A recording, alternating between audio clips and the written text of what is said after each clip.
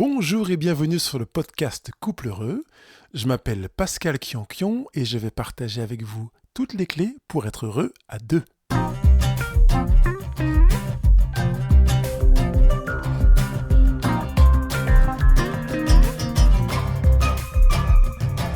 Aujourd'hui, nous nous arrêterons sur les 10 erreurs à éviter quand vient la dispute.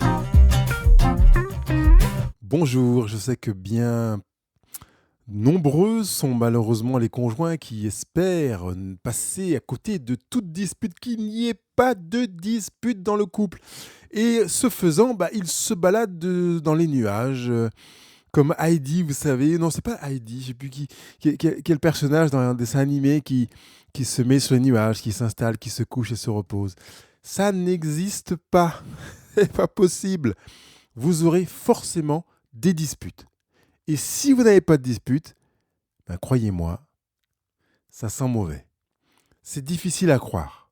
Il est difficile de supposer ou d'imaginer un couple dans lequel il n'y a pas de dispute, parce qu'en fait, la dispute fait partie non pas de la vie conjugale, mais de la réalité humaine. Ça veut dire qu'à partir du moment où on met deux personnes ensemble, donc deux, c'est un groupe, 2, 3, 4 et plus, il y a forcément des disputes. On est même capable de se disputer tout seul en disant « Mais qu'est-ce que tu as fait là ? Mais c'est n'importe quoi !» En train de se parler tout seul parce qu'on est en train de se disputer. C'est normal qu'on se dispute. On n'est pas forcément toujours d'accord déjà avec soi-même. Donc en couple, c'est tout à fait normal. Donc accueillez la dispute comme étant quelque chose de normal. Il est vrai que ce qui pose problème, généralement, c'est soit le mythe du couple sans dispute, c'est-à-dire qu'on ne se dispute pas, on ne se disputera pas parce que nous, c'est pas comme les autres, ce qui est faux, on vient de le dire, soit de se dire que si on se dispute, ça veut dire que ça va pas bien. Alors ça, c'est faux aussi. Les couples heureux se disputent. Seulement, ils se disputent bien. Ils savent comment utiliser la dispute. Ils ne commettent pas les 10 erreurs que je vais vous présenter là, ici. Et puis l'autre point qui fait qu'on n'aime pas les disputes, c'est la crainte de la fréquence, c'est-à-dire une fréquence élevée. Alors une fréquence élevée, c'était très, très, très relatif à chaque couple. Parce qu'une dispute par semestre peut être trop élevée pour l'un et puis pour l'autre dire en fait, on ne dispute jamais, on dispute 2 fois par an, ça va. Voilà. Donc à chaque couple de déterminer ce qui est trop élevé, à chaque individu de déterminer ce qui est trop élevé en termes de dispute dans son couple. Mais au-delà de la fréquence des disputes, peut-être que justement, si je prends conscience que je me dispute trop fréquemment dans mon couple, n'est-ce pas un signal pour me dire que mon couple a besoin de discuter davantage ? Je rappelle juste que l'étymologie de disputer et discuter, c'est pareil. Au Moyen-Âge, on se réunissait pour une disputation, ce qui a donné la discussion. C'est donc une discussion dans laquelle il était prévu que les uns amènent des arguments, des points de vue, des regards différents de ceux des autres. Et c'était là que c'était enrichissant, parce qu'on était déjà quelque part sur la fiche de la rencontre, prévu qu'on ne soit pas d'accord. Prévoyez que dans votre couple, il y a des moments, il y a des sujets, il y a des zones sur lesquelles vous n'êtes pas d'accord. Si vous les prévoyez, que ça vous paraît tout à fait évident, eh bien vous irez à la disputation conjugale en vous disant, voilà, c'est normal qu'on ne soit pas d'accord sur certains points. J'aurais aimé qu'il soit d'accord ou qu'elle soit d'accord avec moi, mais j'entends que ce n'est pas le cas. Et c'est tout à fait normal parce que il ou elle n'est pas moi. Et finalement, peut-être que c'est une manière de prendre conscience du fait qu'on a le rêve de la fusion conjugale. De dire finalement on est d'accord sur tout parce qu'on est les mêmes. Et là, j'ai une petite pensée pour du Walt Disney, quoi. Je vous propose de revenir sur la planète Terre et de nous arrêter sur les 10 erreurs à éviter quand vient la dispute, en souhaitant vivement que vous accueillez la dispute comme étant un ingrédient à part entière dans la vie conjugale. Je ne dirais pas nécessaire, mais à part entière, et qui intervient comme un signal pour dire qu'il y a besoin de s'accorder. C'est comme si vous alliez à un concert. Moi, je suis allé voir Hélène Grimaud, qui a joué le concerto pour la main gauche à la Cité de la Musique à Paris. C'était magnifique, avec un orchestre vraiment magnifique. Et imaginez qu'un orchestre rentre sur scène juste avant qu'Hélène Grimaud n'arrive, et que comme ils sont dans le mythe de se dire qu'on n'a pas besoin on n'aime pas la dispute, donc on n'a pas besoin de s'accorder finalement. Et puis quand le chef d'orchestre tape sur la baguette pour dire c'est parti, c'est une horreur. En fait, ce qu'on entend est une horreur. Parce qu'on a besoin que le hautbois donne le La, le A440 pour que tout le monde se mette d'accord, et que enfin, quand on se met à jouer, là, ce soit beau. Imaginez que quand un un orchestre, même un duo, s'accorde avant un concert, ils entrent en discussion pour éviter la dispute. En discussion interne. Chacun s'entend, chacun s'écoute. Quand j'accorde mon violon, je ne l'accorde pas en écoutant mon copain accorder son violoncelle. J'écoute ce que je fais moi. Et lui écoute ce qu'il fait lui pour s'accorder lui-même par rapport à ce fameux A440. Quand lui estime que c'est bon et que moi j'estime que c'est bon, on vérifie éventuellement en accord et c'est parti. C'est important donc d'intégrer que j'ai besoin de m'entendre moi-même pour vivre la dispute et mon collaborateur, enfin on va dire mon conjoint dans ce cas-là, parce qu'on va se dans la musique, a besoin de s'entendre lui-même pour entrer dans la rencontre et que c'est comme cela que l'on évite la dispute. Et que chaque dispute qui éclate, c'est un moment où on va réaccorder. D'ailleurs, il arrive fréquemment dans des concerts, en plein milieu d'un concert, à un moment ou l'autre, on réaccorde. Alors parfois on ne le voit pas, parce que quand c'est un guitariste par exemple, il donne la guitare à un gars qui est dans la coulisse, il la lui réaccorde avant le morceau suivant. Mais on se réaccorde en plein concert pour éviter de disputer. Enfin, on se réaccorde presque, j'ai envie de dire, devant tout le monde. Parfois, on a besoin de s'accorder en couple devant tout le monde. Allez, on y va sur les 10 erreurs à éviter en cas de dispute. Et puis peut-être si je me rends compte que j'ai pas fini les 10 erreurs, ben, je ferai la suite pour la semaine prochaine. Tout simplement parce que je ne sais pas exactement, moi j'ai mis mes notes, mais je ne sais pas exactement combien de temps ça va prendre. Ce que j'ai fait, c'est que pour chacune des erreurs, j'ai cherché des objectifs, j'ai voulu vous verbaliser des objectifs de manière à ce que vous puissiez les identifier. Et puis, bon, évidemment, il y a les travers de chacune des erreurs, mais il y a aussi ce qu'on peut faire pour sortir de ce travers ou éviter le travers. Hein. L'objectif, c'est de construire. La première erreur, c'est d'employer des noms d'oiseaux pendant qu'on se dispute. Pas la peine que je donne d'exemple, je pense, c'est clair. Éviter d'employer des noms d'oiseaux. Et quand on emploie des noms d'oiseaux, c'est parce qu'on a comme objectif d'humilier l'autre ou, parce qu'on ne peut pas trop écraser sur la tête de l'autre, de se relever par rapport à l'autre. Donc on est dans un jeu de comparaison dans lequel on est dans un rapport de force finalement.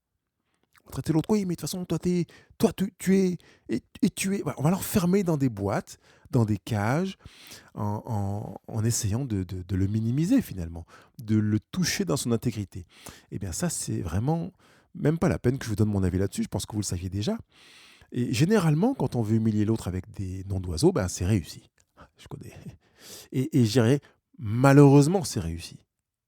Parce qu'en fait, il y a des dégâts qui sont causés et l'emphase sur laquelle je voudrais aller maintenant, c'est que quand on casse quelque chose, où que ce soit, même quand on le répare, qu'il s'agit d'un objet d'abord, quand on le répare, on n'enlève pas de son histoire qu'il a été cassé.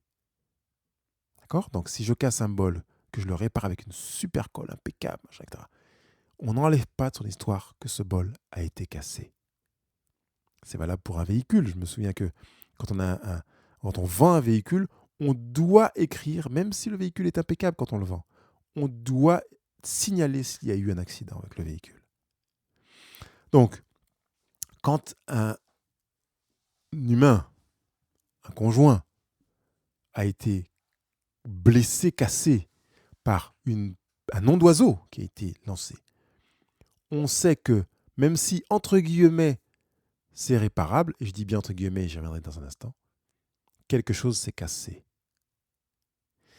Or, comment fait-on pour réparer un humain ? Vous pouvez réparer votre conjoint, vous ? Non. Je ne peux pas réparer un humain.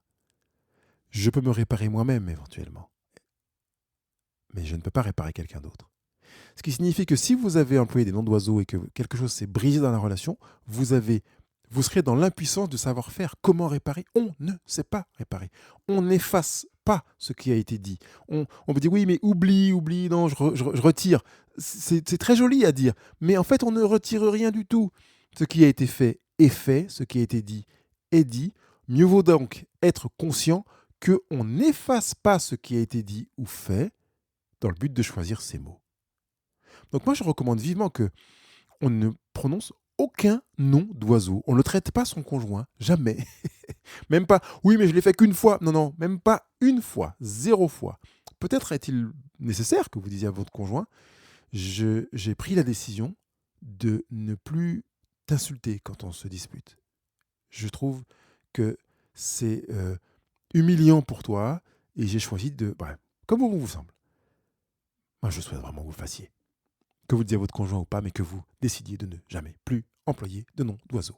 Plus, fini. Deuxième erreur à éviter en cas de dispute, eh bien, c'est de fouiner dans le passé. Alors, erreur, oui et non. Fouiner dans le passé avec une comptabilité qui va avoir pour objectif d'aggraver la situation, finalement. C'est ça. Oui, en plus de ce que tu m'as fait l'autre fois, et de ce que tu m'as dit, et en plus de, tu as fait ça. Là, on est dans une recherche de facteurs d'aggravation.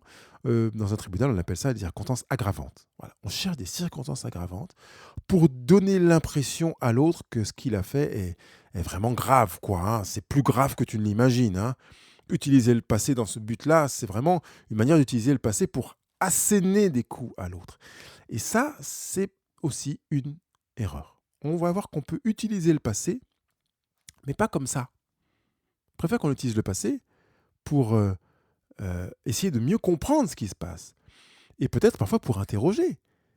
Euh, j'ai vu que tu avais fait quelque chose là aujourd'hui qui me rappelle ce qui s'est passé la dernière fois. Comment, alors qu'on en a parlé la dernière fois, comment ça se fait que ça se reproduise? Ou est-ce que c'est moi qui ai l'impression que ça se reproduit, que ce n'est pas le cas? Quelle différence tu fais entre les deux? Vous voyez, là, je fais référence au passé dans l'objectif de construire quelque chose. Pas dans l'objectif de lui mettre un coup de batte de passé sur la tête. Batte de passé, voilà ça. Bah, d'accord? Troisième erreur. Cibler des personnes qui sont étrangères au couple, mais qui ont un lien affectif avec le conjoint. C'est-à-dire qu'en fait, oui, de toute façon, tu es comme ta mère. Ou bien, hey, t'es comme ton père.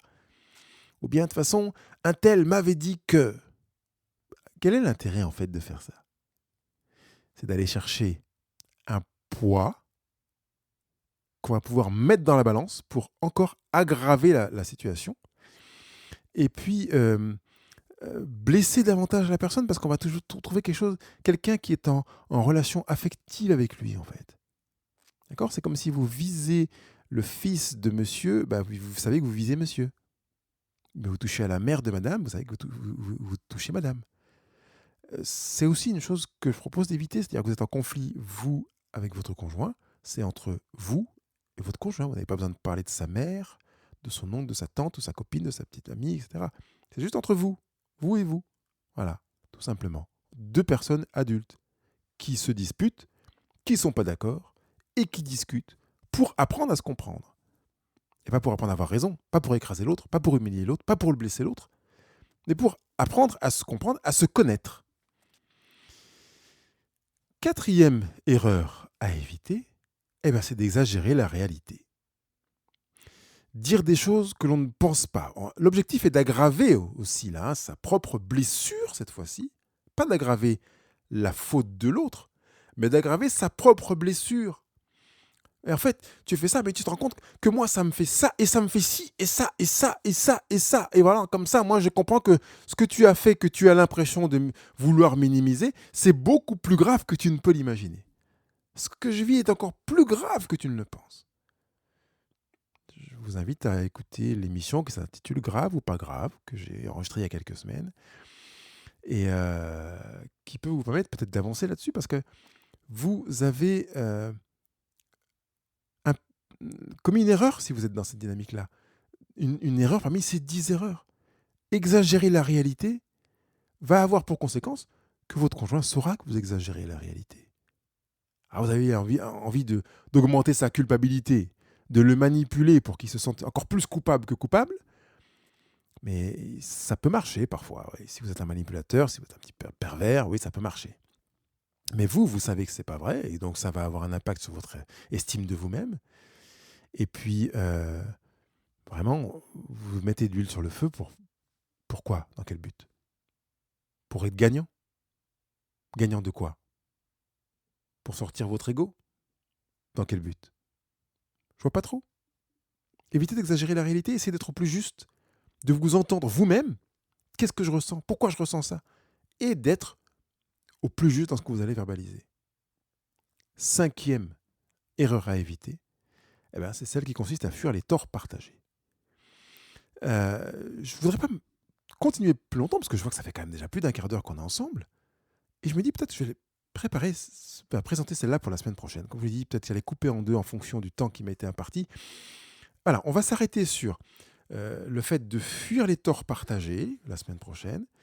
Et puis, on va aussi s'arrêter sur une autre erreur qui consiste à penser que c'est à l'autre de faire le pas. J'ai aussi noté le fait de refuser de différer certains sujets de la dispute, le fait d'avoir peur de la dispute, le fait d'utiliser de fausses excuses et de ne rien apprendre de soi ou de l'autre pendant la dispute, parce qu'une dispute, comme on l'a dit, elle a pour objectif d'être utile. Donc je propose d'arrêter là, je vous ai déjà donné bien des choses. Prenez déjà avec ces 5 premiers pièges, et puis on continue, volet numéro 2, la semaine prochaine. Je vous remercie d'avoir pris le temps d'écouter cette émission. Elle vous a fait du bien ? Alors allez sur iTunes ou Google Podcast et donnez votre avis en mettant 5 étoiles, ce sera vraiment sympa de votre part.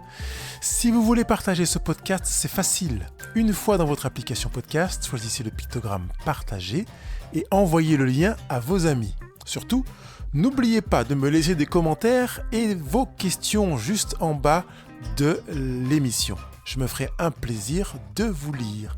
Je vous dis à bientôt.